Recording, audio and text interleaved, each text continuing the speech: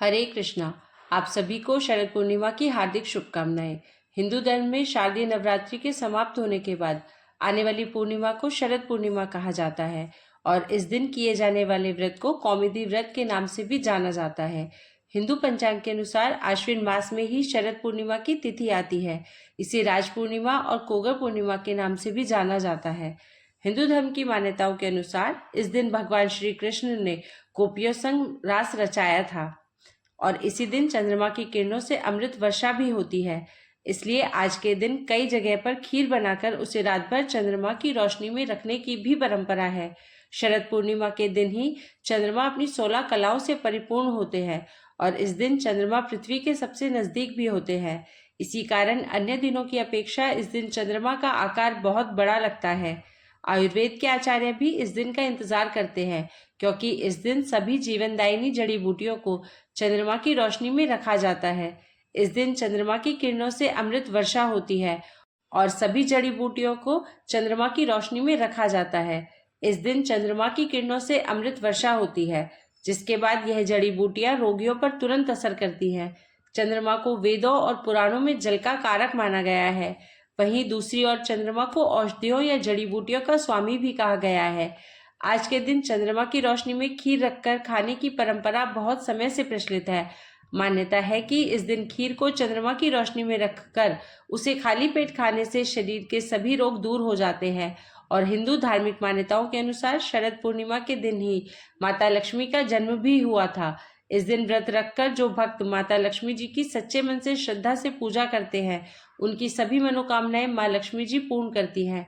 इस दिन कुछ ऐसे काम भी हैं जिन्हें करने से जरूर बचना चाहिए, नहीं तो भारी नुकसान भी हो सकता है। तो चलिए आपको बताते हैं शरद पूर्णिमा के शुभ मुहूर्त और इस दिन के महत्व के बारे में। शास्त्रों के अनुसार पूर्णिमाओं में शरद पूर्णिमा का विशेष महत्व होता है। नारद पुराण के अनुसार शरद पूर्णिमा की रात माँ लक्ष्मी जी अपने हाथों में वर और अभय लिए घूमती हैं। इस दिन वह अपने जागते हुए भक्तों को धन, सुख, समृद्धि और वैभव का आशीर्वाद देती है। इसलिए इस दिन माँ लक्ष्मी की सच्चे मन से पूजा करनी चाहिए। शाम के समय चंद्रोदय होने पर सोने, चांदी या मिट्टी के दीपक जलाने चाहिए। इस दिन घी और शक्कर से बनी खीर चंद्रमा की चांदनी में रखनी चाहिए। जब रात का एक पहर बीत जाए तो यह भोग पहले लक्ष्मी जी को अर्पित कर देना चाहिए और अगले दिन सुबह ब्रह्म मुहूर्त में उठकर खाली पेट इस खीर का सेवन करना चाहिए। लेकिन उससे पहले आप सुबह की पूजा अवश्य कर ले। इस बार पूर्णिमा की तिथि 2 दिन रहने के कारण यह असमंजस हो गया है कि किस दिन पूर्णिमा का व्रत रखें और चंद्रमा की रोशनी में खीर किस दिन रखनी चाहिए। इस बार पूर्णिमा तिथि 16 अक्टूबर बुधवार की रात 8:41 से शुरू होगी और पूर्णिमा तिथि समाप्त होगी 17 अक्टूबर गुरुवार को शाम 4:56 पर। क्योंकि पूर्णिमा तिथि बुधवार को रात के समय शुरू होगी, ऐसे में पूर्णिमा का जो व्रत स्नान दान है वह बुधवार को नहीं किया जाएगा, लेकिन बुधवार की रात आप 8:41 के बाद से, यानी जिस समय पूर्णिमा तिथि प्रारंभ होगी उसके बाद से चंद्रमा की रोशनी में खीर रख सकते हैं।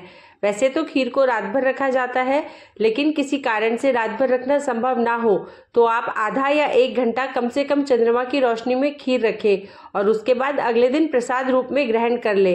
क्योंकि उदय तिथि के अनुसार पूर्णिमा तिथि 17 अक्टूबर गुरुवार को पड़ रही है, यानी कि सूर्योदय के समय पूर्णिमा तिथि विराजमान रहेगी, तो 17 अक्टूबर गुरुवार को ही पूर्णिमा का व्रत और स्नान दान किया जाएगा और इस दिन आप सारा दिन उपवास रखकर शाम के समय चंद्रोदय होने पर पूर्णिमा व्रत का पारणा भी करेंगे।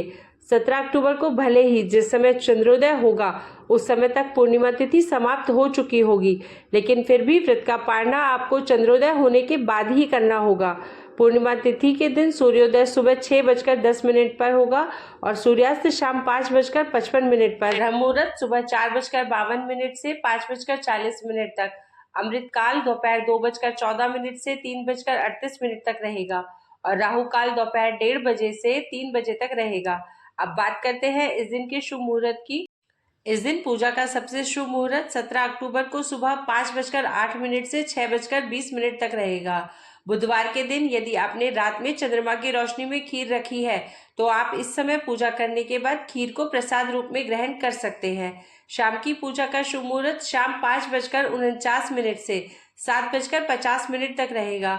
अभिजीत मुहूर्त सुबह 11:49 से दोपहर 12:35 तक रहेगा और गोधूली बेला शाम 5:49 से 6:14 तक रहेगी। अब ऐसे में एक प्रश्न यह भी उठता है कि जो पूर्णिमा का व्रत रखते हैं, ऐसे में यदि बुधवार की रात को आप चंद्रमा की रोशनी में खीर रखेंगे तो अगले दिन सुबह सुबह आप उस खीर का सेवन नहीं कर सकते, क्योंकि आपने व्रत रखा है। ऐसे में आपके लिए यह उपाय है कि आप बुधवार की रात को चंद्रमा की रोशनी में कोई भी दूध से बनी हुई मिठाई जैसे बर्फी या पाक आदि बनाकर रख सकते हैं। इसके अलावा आप दही में शक्कर मिलाकर चंद्रमा की रोशनी में थोड़ी देर के लिए उस दही को भी रख सकते हैं, जिसका सेवन आप अगले दिन सुबह की पूजा करने के बाद कर सकते हैं, क्योंकि व्रत में दूध से बनी मिठाई या फिर दही का सेवन किया जाता है। और 17 अक्टूबर को चंद्रोदय का समय होगा शाम 5:50 पर। तो शाम की पूजा आप इस समय के तुरंत बाद कर लें और ध्यान रखिएगा, क्योंकि इस समय तक पूर्णिमा तिथि समाप्त हो चुकी होगी। इसलिए व्रत पारण करते समय आप देर ना लगाएं और यदि हो सके तो इस समय के आसपास भी आप थोड़ी ही देर के लिए सही खीर बनाकर चंद्रमा की रोशनी में रख सकते हैं।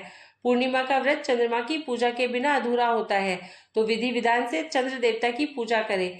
यदि आसमान में बादल होने के कारण चंद्रमा दिखाई ना दे तो भगवान शिव के मस्तक पर विराजमान चंद्र देवता की ही पूजा करके व्रत का पारणा कर लेना चाहिए।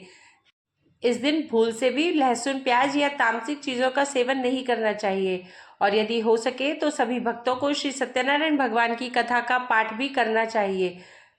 अब जानिए कि शरद पूर्णिमा के दिन आपको पूजा किस प्रकार से करनी चाहिए। शरद पूर्णिमा के दिन प्रातःकाल स्नान करें। स्नान यदि हो सके तो पवित्र नदी के जल से या फिर घर पर ही नहाने के पानी में गंगा जल मिलाकर सभी पवित्र नदियों का ध्यान करके स्नान करें। इसके बाद मंदिर की साफ सफाई करें और एक चौकी पर सफेद या पीला वस्त्र बिछाएं। पूजा करने के लिए किसी भी मिट्टी या धातु का कलश ले, उसमें जल भरकर उसी चौकी पर स्थापित करें। कलश पर आम के पत्ते रखें, उसके ऊपर नारियल रखें। यदि नारियल ना हो तो आप कलश के ऊपर दीप जलाकर भी रख सकते हैं। अब कलश के पास ही आप चंद्रमा की प्रतिमा या तस्वीर रखें।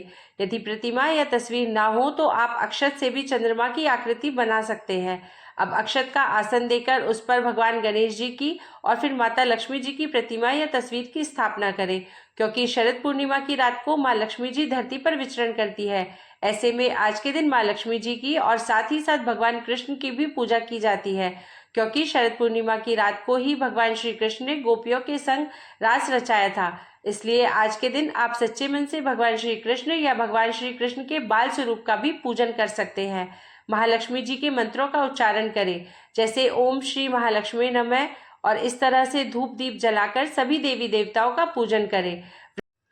व्रत की कथा पढ़े या सुने, सबसे अंत में कपूर जलाकर आरती करें और क्षमा याचना करें। भोग अंत में लगाया जाता है। सुबह की पूजा में आप दूध से बनी मिठाइयों का या फलों का पंचामृत का भोग लगा सकते हैं। दिन भर उपवास रखें। आप सत्यनारायण भगवान की कथा अभिजीत मुहूर्त में दोपहर को पढ़ सकते हैं। फिर शाम को चंद्रोदय से पहले एक बार फिर से स्नान करके साफ स्वच्छ वस्त्र धारण करें और शाम की पूजा की तैयारी करें। शाम के समय भी आपको विधि विधान से पूजा करनी होती है। शाम को स्नान करने के बाद आप खीर बनाएं, क्योंकि शाम की पूजा में चंद्र देवता की भी पूजा की जाती है। इसलिए एक लोटे में जल भरकर रखें और एक गिलास में गेहूं भरकर रखें। चंद्रमा को अर्घ देने वाले जल के लोटे में शक्कर, बताशा, सफेद पुष्प डालें और सबसे पहले आप यदि हो सके तो इस समय भी व्रत की कथा पढ़े या सुने।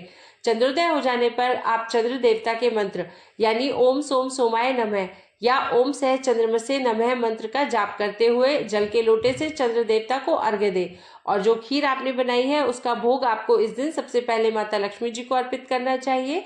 उसके बाद चंद्र देवता की पूजा करते समय चंद्र देवता को भी भोग के रूप में खीर को अर्पित करना चाहिए।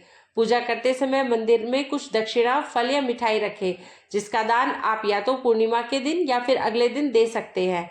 इस प्रकार चंद्र देवता की पूजा करने के बाद आप फलाहार ग्रहण करके अपना उपवास खोल सकते हैं। शरद पूर्णिमा की रात को खीर बनाकर उसे खुले आसमान के नीचे रखें ताकि चंद्रमा की किरणें उस पर पड़ सके, क्योंकि ऐसा माना जाता है कि आज की रात चंद्रमा से अमृत की वर्षा होती है, जिससे खीर में दिव्य गुण आ जाते हैं। चंद्रमा की रोशनी में रखी गई खीर को एक बार पहले भगवान को ही भोग लगाया जाता है, बाद में उसे प्रसाद रूप में सभी लोगों में बांटकर स्वयं भी ग्रहण किया जाता है। आप इस खीर को अपने घर की छत या आंगन में या कहीं पर भी जहाँ चंद्रमा की रोशनी आती है वहां पर रख सकते हैं। खीर ग्रहण करने से पहले पूजा पाठ या फिर जागरण करना शुभ माना जाता है।